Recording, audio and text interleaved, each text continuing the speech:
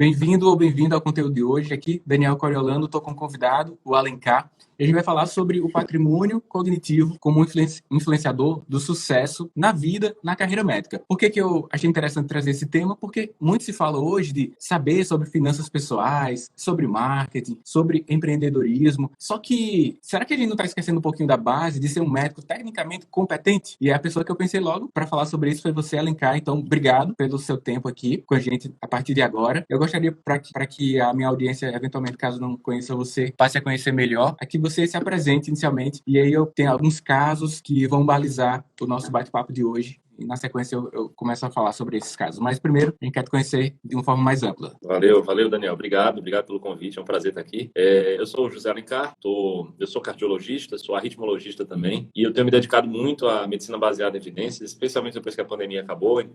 Foi isso que acabou alavancando um pouco minhas redes sociais, porque eu tenho falado muito nisso, né, fazendo um antagonismo um pouco a alguns conceitos de medicina baseada em evidências que, a meu ver, estão sendo utilizados errados, né? E falei também muito, ultimamente, sobre raciocínio probabilístico e vieses cognitivos também. Então, essas três áreas são as áreas que eu tenho mais explorado, né? Medicina baseada em evidências nas minhas redes sociais. Medicina baseada em evidências, vieses cognitivos e o raciocínio probabilístico. Eu acho que uma maneira de pensar a medicina, né, é o que eu trago para os meus seguidores e que nós vamos conversar aqui hoje. E é isso que tem me deixado mais espaço, né, para falar. Beleza.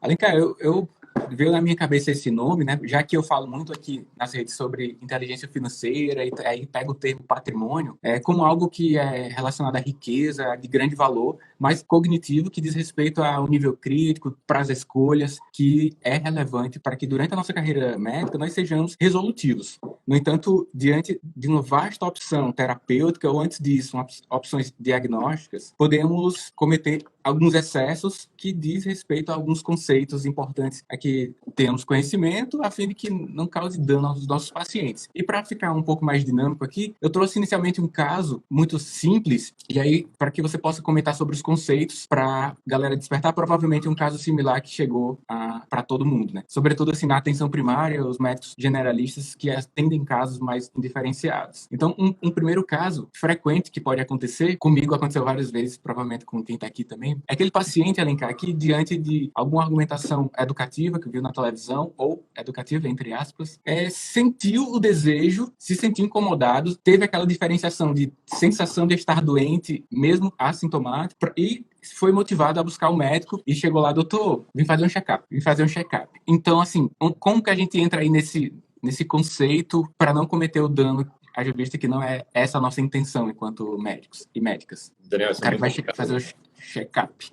Isso é muito complicado. Eu acho que das pessoas que estão nos assistindo aqui, muitas nunca ouviram falar que o check-up ele é controverso. Isso pode ser uma informação nova para muitas pessoas. Então, eu acho que é bom só a gente pontuar aqui por que é controverso, por que nós estamos falando nisso, né? O check-up ele é controverso porque ele parte de indivíduos que são assintomáticos para o diagnóstico da doença e a probabilidade pós-teste de que esse resultado seja verdadeiro, especialmente para a situação de screening, que é aquele paciente que é assintomático, é muito alta a chance de ser falso o exame, né? Esse é um ponto. O segundo ponto é que mesmo um diagnóstico sendo verdadeiro, num check-up, ele pode ser um overdiagnosis, que é mais um termo que talvez muitos que estão nos assistindo não conhecem. Overdiagnosis é quando você dá o diagnóstico verdadeiro de uma doença, mas essa doença não precisaria de tratamento, porque ela ficaria indolente por muitos e muitos e muitos anos, até que a pessoa morreria por outra causa. Então, por essas duas razões, muitas outras, né? O check-up ele é sim controverso, apesar da grande maioria das pessoas pensar que não, que é isso, tem que fazer, é saudável.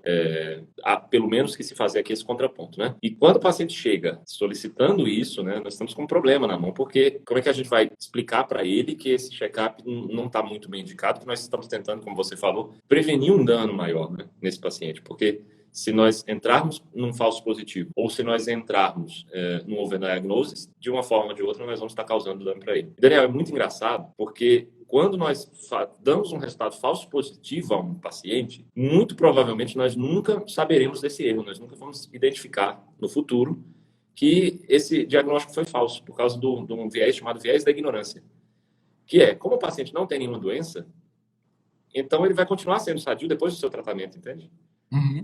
E como ele continua sendo sadio, acabou, fica por aí mesmo. Ele ou para de acompanhar contigo porque teve alta, ou muda de médico porque, enfim, agora tem outro problema.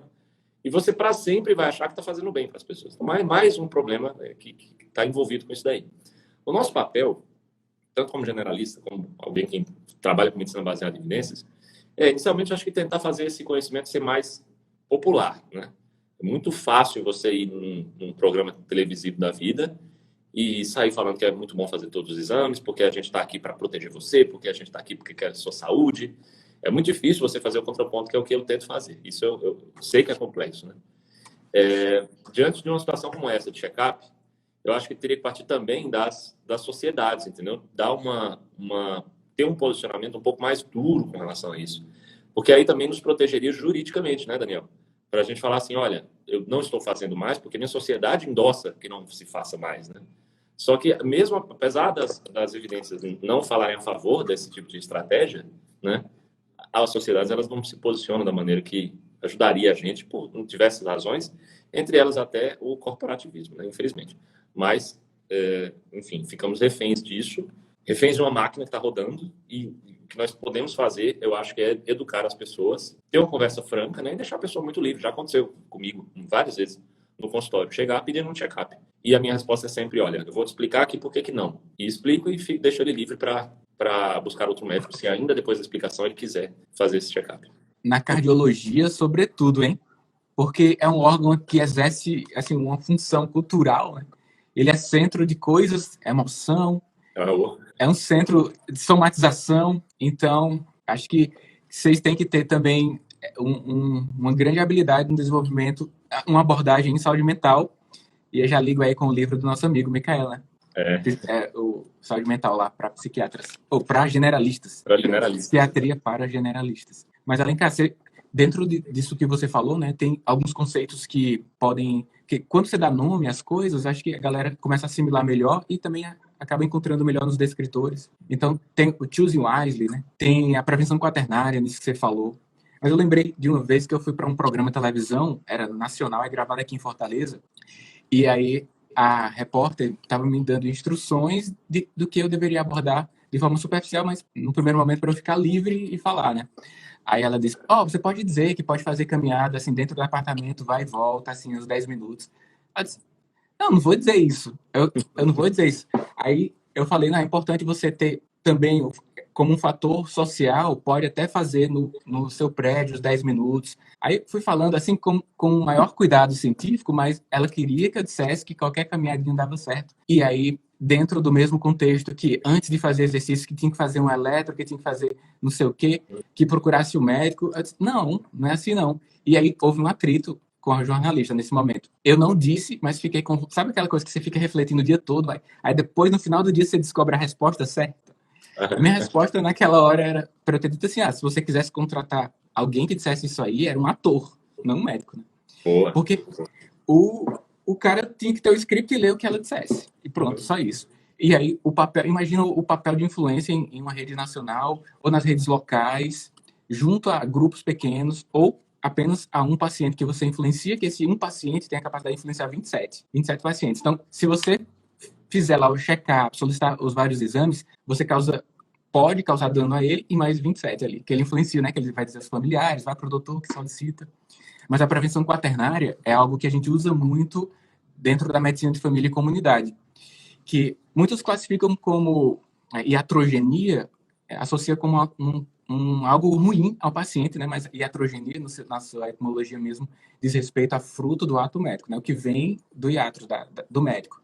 O que a gente busca aqui é não causar dano com a iatrogenia, né? Com a iatrogenia do mal, digamos, e agora enfrentar a pressão assistencial e fazer alguns recusas que os pacientes fazem de algumas solicitações, isso aí tem que estar uma relação muito forte, e um dos pontos que podem contribuir é a longitudinalidade, porque da minha especialidade é mais fácil, mas eu quero saber, assim, você que está na linha de pronto atendimento, como você enxerga, então, como ter um certo escudo para a pressão ali de uma decisão mais aguda e sem contar com a relação médico-paciente mais aguçada?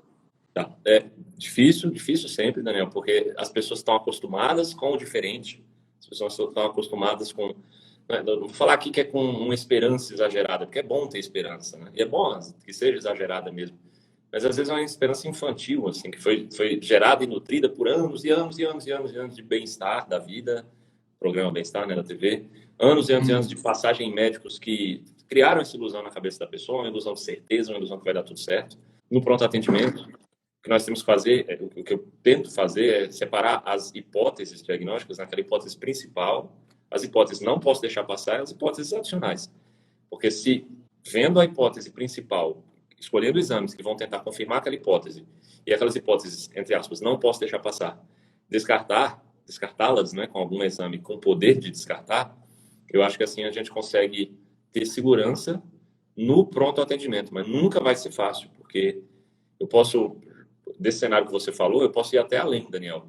Imagina que eu peguei o plantão às 7 horas da noite, por exemplo, de um colega que está entregando para mim, e esse colega saiu pedindo, só para dar um exemplo, troponina para todo mundo. E agora eu tenho uma enfermaria de emergência aqui inteira de pessoas com infarto, sem supra, porque todo mundo está com troponina elevada, né? E o diagnóstico, inclusive, escrito em prontuário, né? Então, na visita, tudo bem que a visita à noite não acontece, mas imagina que acontece. Nessa visita, eu teria que sair convencendo 10 familiares, né, ou 20, ou sei lá, de que não, olha, peraí, não é assim. Um exame, quando ele é positivo, não necessariamente ele é verdadeiro. Ou negativo também, não necessariamente ele é verdadeiro. Nesse caso aqui, a chance dele ser falso é de tantos por cento.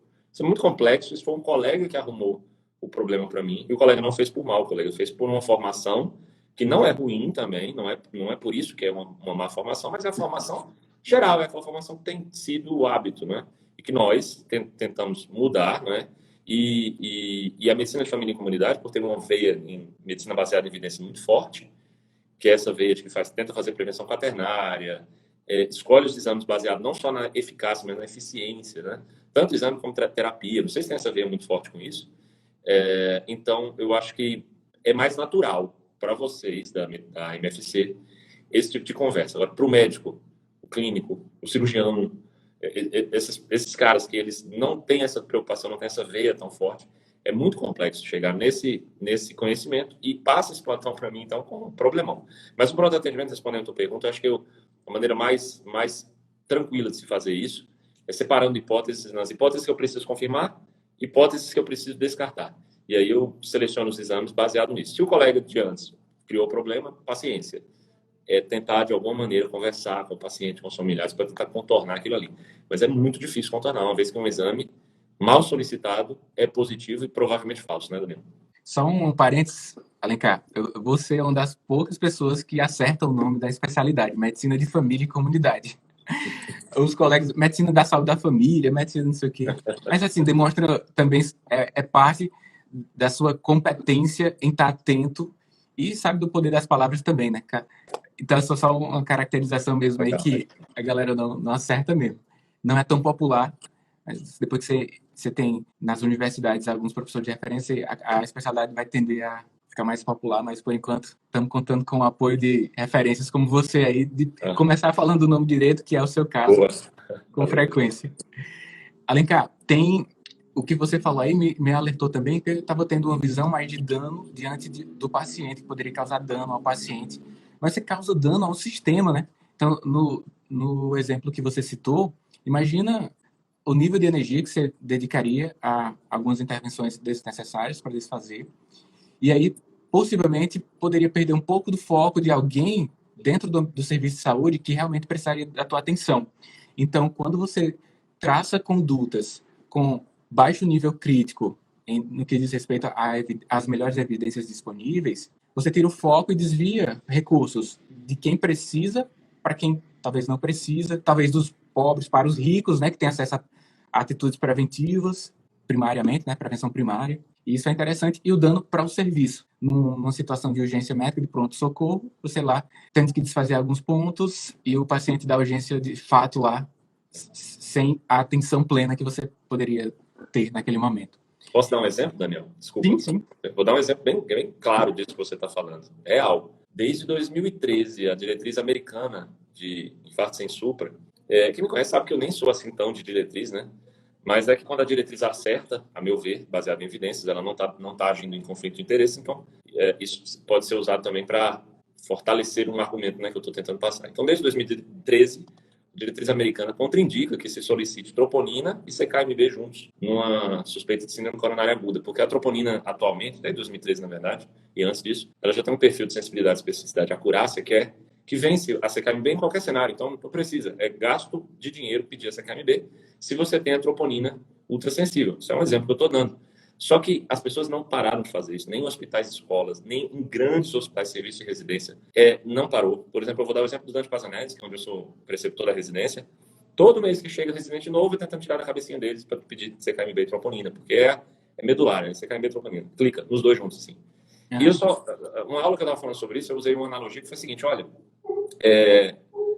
se a gente não tivesse, desde 2013, solicitado todas as CKMBs que nós solicitamos em hospitais onde tem troponina, talvez não tivesse faltando seringa agora. Talvez não tivesse faltando oxigênio em alguma cidade, entendeu? É muito simples você pensar que você está tirando o lençol de um lado, está cobrindo de um lado e descobrindo do outro, né? Uma coisa que já está sólida na literatura e simplesmente a gente não leu a evidência, né? Porque ela está lá. E é importante ter essa visão sistêmica, né? Diante das condutas que estão sendo estabelecidas ali diante de uma pessoa, do seu paciente, de alguma forma há uma cascata a desencadear, desde os recursos seus, né? Os recursos humanos do local lá, quanto os recursos, os insumos, como você citou aí. Mas, de outro lado, Alencar, tem o paciente que ainda chega para você com um nível de revelação dos sinais, dos sintomas não tão intensos. E a gente pode utilizar uma atitude mais expectante, mas existe uma linha tênue, né?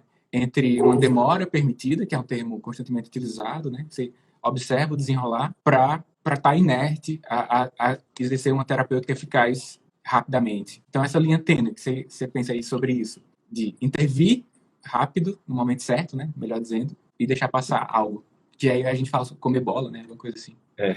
Exatamente. Daniel, tem dois viéses cognitivos para isso, né? E eles são antagônicos. E é muito difícil você andar entre os dois. Ou seja, você não cometer nenhum nem outro, porque os dois são exatamente antagônicos. Eu vou contar, quando eu falar vai fazer sentido. Então, eu já antes de contar o nome dos vieses e a característica deles, eu já vou dizer que todos nós, absolutamente todos, mesmo que queiramos andar bem no meio entre eles, bem no centro e não cometer nenhum nem o outro, muitas vezes a gente vai estar andando mais para um ou mais para o outro, né? E muitas pessoas elas andam completamente de um lado ou completamente do outro.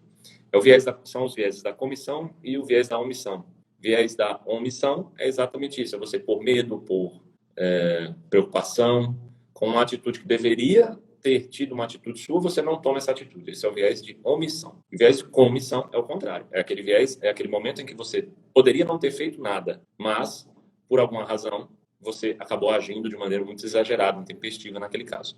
Os dois são antagônicos, como eu falei, né? E o ideal é que você andasse sempre no centro entre os dois, para que não cometesse nenhum nem outro, mas isso é muito difícil, né? Porque a gente, muitas vezes, até a própria complexidade do caso, como você trouxe no começo, ela não vai deixar com que a gente tenha total segurança para ficar inerte ou para agir com muita agressividade.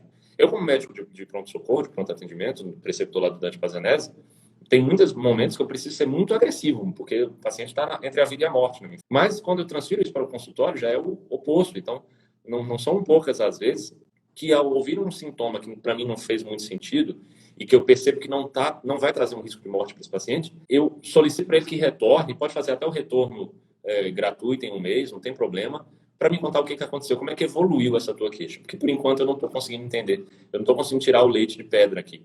Então, volta, me conta como é que ela evoluiu, porque com o passar do tempo, as coisas podem se tornar mais claras, né?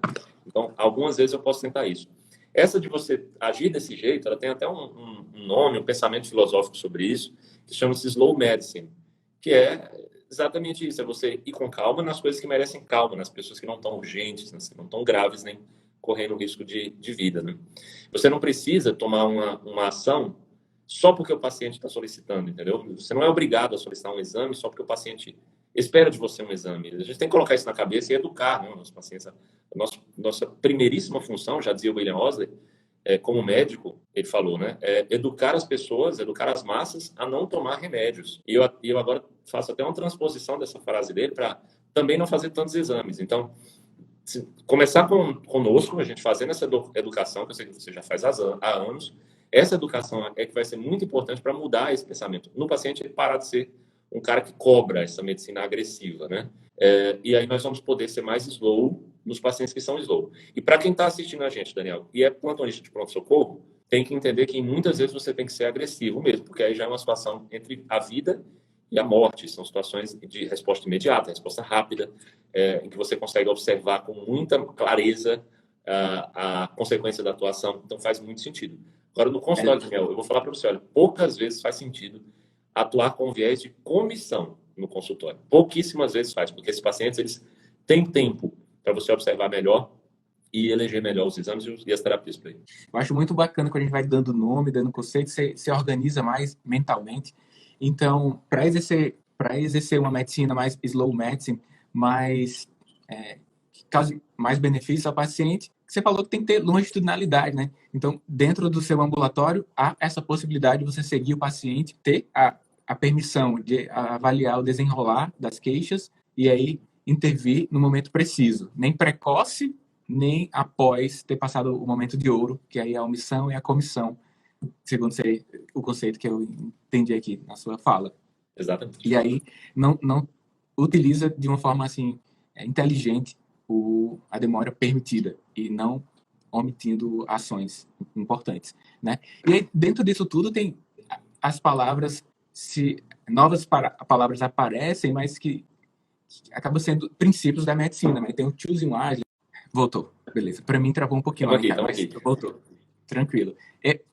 Na minha pesquisa antes da gente fazer a live, eu tirei aqui uma frase da Barbara Starfield, que é uma referência para a medicina de família, no que diz respeito à observação assistida, demora permitida. Ela traz uma referência no livro que diz assim, 40% dos pacientes que trazem um novo problema no âmbito da atenção primária, eles têm o restabelecimento da sua saúde sem chegar ao diagnóstico. Então, eu acho que também cai muito na nossa parte de, ao ter diante da gente, assim, dentro do consultório, quanto atendimento, um paciente com um conjunto de sinais, sintomas, de queixas, da nossa parte, querer dar nome e sobrenome para as coisas. O que diz respeito também a diagnósticos inúteis, né? A exames alterados que não possibilitarão intervenções efetivas. Na sua visão, quanto médico especialista, portanto, na atenção secundária, no nível mais intenso de densidade tecnológica, com mais recursos, cujos resultados já chegam ali rapidamente, qual o grau de ansiedade dos especialistas nesse nível de intensidade tecnológica, Alencar, para dar diagnósticos com nome e sobrenome? É uma crítica forte mesmo, que é grande. Exatamente porque você falou, porque nossos resultados, especialmente na cardiologia, né, eles são muito mais rápidos, só que não por ser mais rápidos, eles não são enviesados, né? Então, o nível de ansiedade é enorme. Eu vou depois dar até um exemplo sobre isso, e para dar esse exemplo eu preciso gastar alguns minutinhos explicando, mas não só para terminar de responder a tua pergunta, acho que, e também por tratar-se daquele cara que é o especialista, portanto, ele vai ser a linha final desse paciente para uma terapia, não é? Especializada, uma terapia de uma intervenção mais complexa, né? Esse paciente vai chegar no especialista para isso. Então, o especialista se sente também na obrigação de cometer o próprio viés de comissão que nós falamos, né? Se esse paciente chegou até mim, depois de já ter passado por outros colegas, então agora eu tenho que resolver o problema. E eu adorei esse dado que você me falou, Daniel, eu vou ser muito sincero, eu não conhecia. Se eu tivesse conhecido, eu teria já citado ele em outros trabalhos. 40% dos casos, então, na próxima consulta já estão resolvidos. Se esses 40%, Daniel, tivessem sido tratados com alguma coisa, o médico jamais saberia esse dado, né? Então, que bom que alguém solicita um retorno sem nada. Vamos ver como é que evolui isso. E que no retorno sem nada se viu que realmente era uma queixa que já tinha passado. Que bom. O que eu ia citar sobre essa ansiedade, né? Só para dar um exemplo aqui bem claro, né? Uma doença coronária, por exemplo, e um médico, um cardiologista que trabalha com isso, e com stents e tal. Então, o paciente ele vem, faz um cateterismo, seja qual for a indicação, pode até estar bem ou mal indicado. Mal indicado é a regra, infelizmente. Mas aí está mal indicado o cateterismo, ele vê que tem lá uma lesão coronária, tá? E ele põe um stent naquela lesão coronária. Esse stent foi colocado na lesão coronária agora, e existem estudos já demonstrando que o stent ele não reduz nem chance de morte, nem chance de infarto, tá? Esses são grandes estudos da cardiologia, não estão escondidos, não são estudos que concluem diferente do que eu estou falando, pelo contrário, eles concluem exatamente isso, tá? São o Ischemia e o Courage Trial. O Courage mais antigo, de 2006, desde essa época, os stents deveriam ter caído muito de indicação, mas pelo contrário, cresceram, e também depois do Ischemia, né? Com vários argumentos pró e contra, mas enfim. O colega que por ansiedade, foi a palavra que você usou, né? Por ansiedade do especialista ver essa lesão coronária, é exatamente o cara que pensa, não, sou eu que tenho que fazer alguma coisa com essa lesão, eu vou colocar um stent aqui. Mesmo que a evidência científica demonstre que aquele stent naquela hora talvez não tenha sido mais benéfico. Talvez, né? Eu estou falando que nunca um stent é indicado, tá? Mas que populacionalmente não faz sentido. Faz sentido uma individualização de cada caso. E, infelizmente, não é o que se vê, Daniel. O que se vê é stent, vamos estar sendo aqui para todo mundo que tem lesão na coronária. Entendeu? E é isso aqui que é exatamente a crítica da ansiedade do especialista em resolver alguma coisa por ser o especialista da vez. E uma responsabilidade também é de se dizer, né? Porque assim, ó, passou por um nível de menor densidade tecnológica, talvez pela atenção primária. Quem estava na atenção primária teve a possibilidade de fazer um segmento, não foi naquele nível o melhor local para chegar ao diagnóstico, e chega numa linha, né? Tipo, numa linha já próxima ao final, que se eu não resolver, quem vai resolver, né? Então, acho que da parte de vocês existe essa naturalidade em virtude do serviço, em que parte vocês estão da linha do tempo do tratamento das pessoas, né? Então, entendo muito bem, embora eventualmente questione uma conduta que eu acho agressiva, mas eu entendo, porque assim, ó, ver uma vez só o paciente, né? Às vezes serviços super lotados, aí não tem como você agendar para a próxima semana, vai ter que 2 meses, 3 meses, e aí a organização do serviço baliza também as condutas médicas, e aí a gente vai acabar jogando o jogo, mas então, para além da instrução, da educação médica, que é algo que a gente está fazendo nesse momento, que todo mundo faz em outros serviços, há que se desenvolver o serviço como um todo, como esse órgão assim, não objetivo, não dá para apontar, mas estamos imersos nele, né? Mas, Alencar, quando eu te chamei para falar, Alencar, bora falar sobre desenvolvimento da carreira, mas a partir de ser competente na medicina, bora falar sobre prevenção quaternária, falar sobre demora permitida, inércia terapêutica. Aí você disse assim, eu quero falar do gato também, tô publicando aí. Aí eu disse, tá bom, mas eu tenho que estudar. Aí disse, não tá publicado não. Aí eu quero que você fale pra gente sobre o gato que você me disse lá em box. O gato de Schrödinger, Daniel, já está publicado já. Desde a época Pronto. que nós falamos para agora, publicou já. E Uhum. foi muito legal, cara. A receptividade assim, das pessoas, né, que leram o livro, o artigo, gente de fora. Eu recebi parabéns de autores famosos, aí, de livros e tal. Então foi muito bem recebido mesmo. Depois eu te mando lá o artigo para você dar uma lida. O viés do gato de Schrödinger foi. Eu vi que você colocou, né, no feed, não foi? Sim, a publicação. Sim. Só que realmente eu não li o artigo, mas eu tô curioso para saber e acho que a audiência também.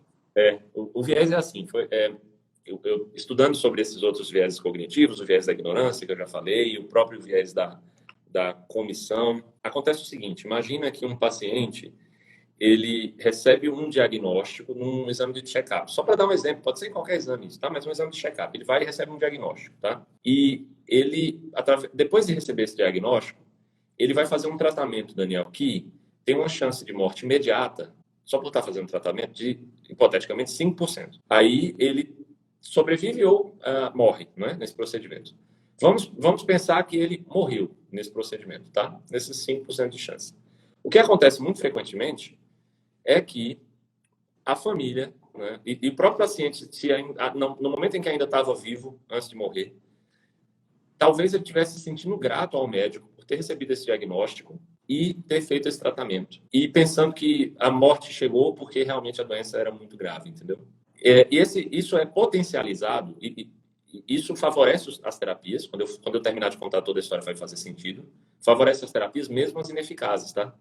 E por que favorece? Porque ele não conhece a realidade alternativa em que ele... E aí é por isso que o nome é o gato de Schrödinger, né? Ele não conhece a realidade alternativa em que ele ou não fez o exame e, portanto, não tem o diagnóstico, ou não fez o tratamento, ou se negou a fazer o tratamento, e que não passou por esses 5% de chance de morte e ficou vivo. Usando o exemplo de uma terapia ineficaz, ele ficou vivo por mais, sei lá, 30 anos, tá certo? Isso, como eu falei, favorece as terapias, especialmente as ineficazes, e o viés fala particularmente das ineficazes. Então, como ele não conhece a realidade alternativa em que ele ficou, e a família também não, né? Que ele ficou vivo para sempre não, por mais muitos anos, ele tende a ficar grato com isso, a família também, e o médico tende a ficar muito bem nessa história. Agora, para dar um exemplo, acho que fica mais claro ainda quando eu dou o exemplo do cara que sobrevive, tá? O cara que sobreviveu ao procedimento está muito, muito, muito grato ao médico. Porque ele pensa, eu estava com uma doença gravíssima, eu fiz uma cirurgia que tinha uma altíssima chance de morrer, mas o médico é bom e eu sobrevivi. A família é mais grata ainda, concorda? Porque tá vivo, tá aqui do meu lado, o meu tio, o meu pai, né? Só que esses dois, nem o médico, nem a família, nem o, perdão, o paciente, nem a família conhecem a realidade alternativa em que o paciente com aquela doença não fez o diagnóstico e como a terapia é ineficaz, não passou pelos 5% de chance de morrer e como ela é ineficaz, ele continua vivo. Porque a terapia é ineficaz não foi por causa dela que ele está vivo, entendeu? Só porque os pacientes não conhecem a realidade alternativa em que não conhecem nada, não têm experiência prática com essa outra realidade alternativa, é que nós somos muito tendenciosos a sempre pensar que nós somos salvos pelas terapias, entendeu, Daniel? Nós estamos vivos por causa delas. Quando, pelo contrário, nós, na verdade, não conhecemos o outro eu que não passou por aquele diagnóstico, não passou por aquela terapia. Lembrando, isso faz muito sentido quando eu estou falando de terapias ineficazes e quando eu estou falando de overdiagnosis, hein, pessoal? Quem por acaso entrou depois na live, só para entender o que eu estou falando, overdiagnosis, de novo, é quando a gente dá um diagnóstico, o diagnóstico é verdadeiro, mas seria um diagnóstico que ficaria indolente, que você morreria até de outra causa e não daquele diagnóstico, tá bom? Então, esse viés faz muito sentido nisso. O gato, ele está dentro de uma caixa, né? No experimento de Schrödinger, na ilustração de Schrödinger, na verdade, e dentro dessa caixa, Daniel, tem um aparato lá que, se ele apertar com a patinha dele, então vai sair material radioativo que vai matar o gato.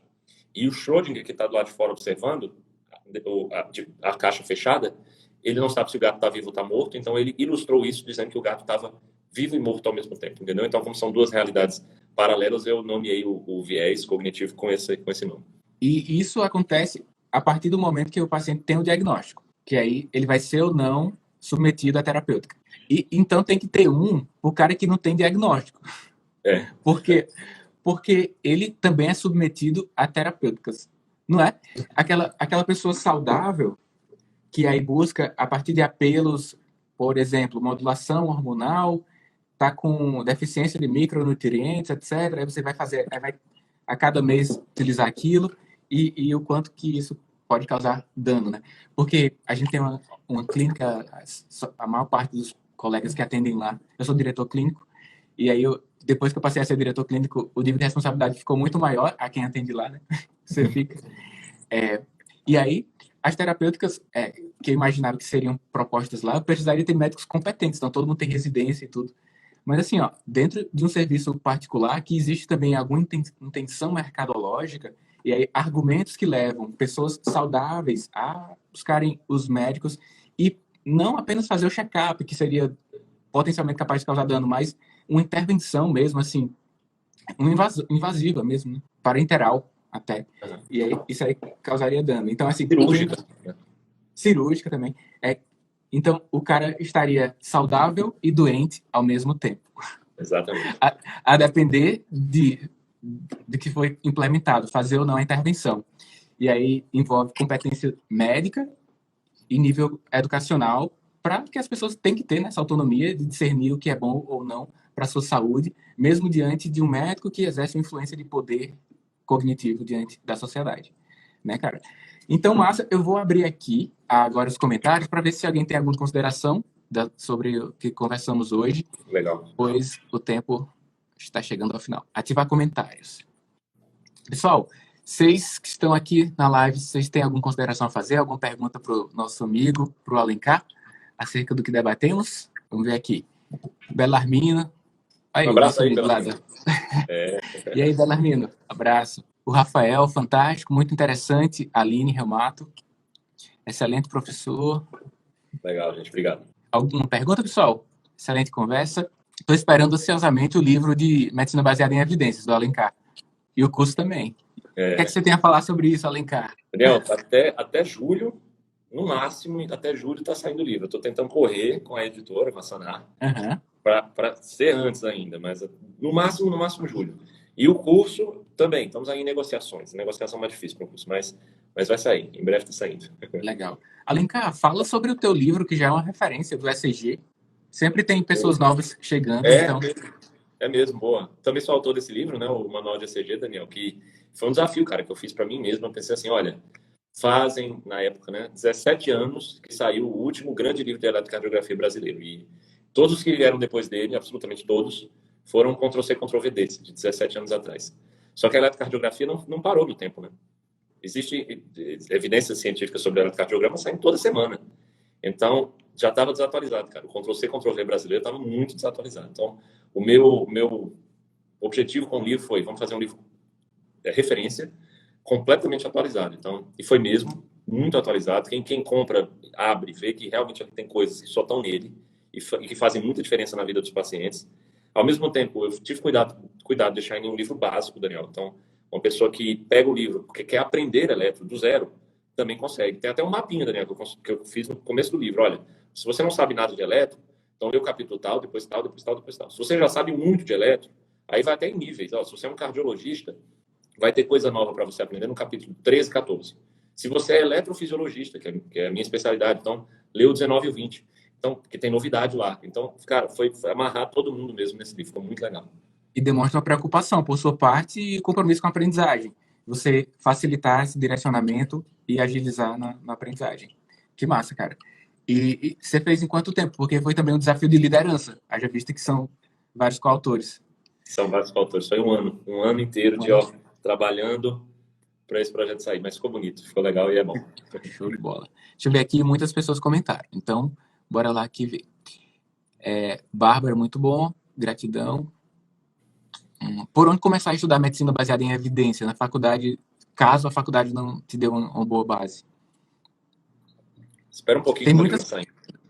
Mas então, já tem livro muito bom, tem sites na internet completos que você sobre medicina baseada em evidências, já está tudo lá, né? Explicado com exemplos. Tem um material bem rico, né? Bem rico mesmo. Medicina baseada em evidências, né? Só que o meu livro ele vai além, Daniel. Ele é medicina baseada em evidências e medicina baseada em um raciocínio bayesiano. Então, eu vou ainda mais além, que é a probabilidade condicional, que eu falo bastante nas minhas redes sociais. Né? Nossa. A Aline, que é reumatologista, fala o seguinte: na reumatologia, muitas vezes estamos diante de um paciente que vem do clínico com exames do reumatograma e queixas inespecíficas. Essa é nova para mim, esse é reumatograma. Deve vir, e ainda, possivelmente, Aline, já vai com a prescrição de um corticoide, né, para atrapalhar tudo. Eu acho que eu sei do que ela está falando, deve ser o fã, isso aí. Deve ser. Há uns anos atrás, olha o dano, viu? Olha o dano que é para além do físico, assim, médico. Assim. A gente estava fazendo os seguros de vida e aí passa por uma avaliação médica. Quando você, dependendo do valor que você coloca, você tem que passar por uma avaliação médica. Né? Aí uma médica da Josi tinha solicitado um fundo, não sei para quê. Aí, como solicitou, mudou o grau de risco dela na avaliação pré-assinatura de contrato. Olha só, o dano que causa. Porque assim, o auditor, né, do seguro disse assim, se solicitou é porque tem alguma coisa aí. Então, o grau de risco, nossa, aumenta o risco para o seguro. Então, olha só. A reação da Link foi a mesma que eu aqui. Rodrigues Neto disse o seguinte: o que vocês acham sobre os meses com cores? Setembro, amarelo, novembro, azul, em termos de diagnósticos e probabilidades pós-testes? Quem é que perguntou, Daniel? Desculpa. Rodrigues Neto. Rodrigues? Rodrigues Neto. Isso é uma pergunta cabulosa para você mandar assim já no final da live, porque não tem que ter tempo para explicar isso. Eu não posso jogar a bomba aqui e as pessoas acharem que eu sou um maluco, que não gosta do única pessoa do Brasil que não... Então, Ei, Daniel, não sei se eu caí, você caiu? Sim, ficou uns 5 segundos e está de volta agora. Tá. Então, na verdade, eu não sou o único que faz um contraponto, né, os meses coloridos. Pessoas que entendem de medicina baseada em evidências, em geral, fazem esse contraponto exatamente porque a probabilidade pré-teste de um screening é muito baixa e a probabilidade pós-teste acaba ficando baixa também, com muitos resultados falsos que levam a danos, por exemplo, a biópsias desnecessárias e a preocupação, né, Daniel? Imagina para uma mulher receber um diagnóstico de uma suspeita de câncer, que tem que fazer uma biópsia. Isso gera um grau de ansiedade enorme, problemas, enfim, comportamentais e psicológicos. A família vai ser envolvida com isso também. Então, uma série de pessoas que vão ser afetadas por um diagnóstico errado. Eu sugiro assim que para não ficar muito solto, dá uma lida. Tem muito material sobre isso na internet, tá? Em prevenção de câncer de mama e de câncer de próstata, tá? Tem em português também. O maior nome da medicina baseada em evidências no Brasil, Luiz Correia, já escreveu no blog dele sobre isso. Então, sai daqui, quem quiser vai lá do Luiz Correia, espaço, meses coloridos, novembro azul, outubro rosa, alguma coisa assim. E ele dá um apanhado geral sobre aquilo para vocês aprenderem mais, tá certo? Porque realmente é um tema que precisa de um contraponto. Não existe na mídia, na TV. Existe muito aqui entre nós, né, que conhecemos de medicina baseada em evidências. Imagina o tanto de gente que não chega, Alencar, pedindo PSA e toque retal, e aí é o mês de maior bullying também, nas piadas, aí pronto. Só para falar de Novembro Azul, né? Pessoal, tem muitas perguntas complexas e ótimas perguntas, mas aí poderia desviar o tema da live e não teríamos tempo suficiente para não causar um dano, né? Foi esse o cuidado que o Alencar teve. Não citar de forma superficial, não responder de forma superficial, e isso, em vez de ajudar você a atrapalhar, e você muda a forma de atuar enquanto médico, é importante que, como a pergunta é um pouco mais complexa, que tenha uma referência ampliada, e não um comentário breve que poderia causar um dano. Né? O Rafael disse o seguinte aqui, deixa eu ver algum comentário geral. O eletrocardiograma é um exemplo de exame que pode levar ao sobrediagnóstico, mas não quando bem indicado. Dr. Clóvis, médico de família. Rafael, acho que querer dar um diagnóstico de uma dor persistente, onde existem várias dimensões interagindo entre si, aí acabou aqui o espaço para comentários, provavelmente ele estava falando aqui de dor lombar, né, que é algo frequente que vai solicitar imagem, dentre outros. A Aline disse que a galera está começando a solicitar muito a UANCA na Reumato. Show de bola. E aí ela continua, pede o curso de medicina baseado em evidências e o de ECG, provavelmente pela Sanat também, né, Alencar? O de ECG da Sanat está saindo agora em março. A gente vai começar a prevendo agora em fevereiro já. Mas medicina baseada em evidências estamos negociando. Show de bola. Só desativar aqui o comentário, galera. Muito obrigado por todos. E só para olhar aqui direto para o Alencar. Alencar, brigadão pelo tempo que você teve aqui com a gente. Gostei demais de fazer a live, discutir sobre esse tema aqui abertamente com você. Costumo fazer isso com médicos de família em reuniões presenciais, mas nunca tinha feito sobre esse tema online. E com você foi melhor ainda. Valeu mesmo a participação e a todos que tiveram até esse momento aqui com a gente. Valeu, Daniel. Obrigado. Gostei muito, cara, do papo. Riquíssimo. Você teve insights legais e acho que trouxe coisas que são muito interessantes para essa turma que assistiu a gente. Começar a pensar, né? Plantar sementinha ou aprender mais. Às vezes as pessoas até já sabem o que eu estou falando, mas ganham um argumento a mais, né? Então foi muito legal, cara. Obrigado pelo espaço. Aprendi muito também. Forte abraço, Alencar. A gente se vê aí nos stories, no feed e aqui no Instagram. Até mais. Falou, Daniel. Falou. Tchau, tchau.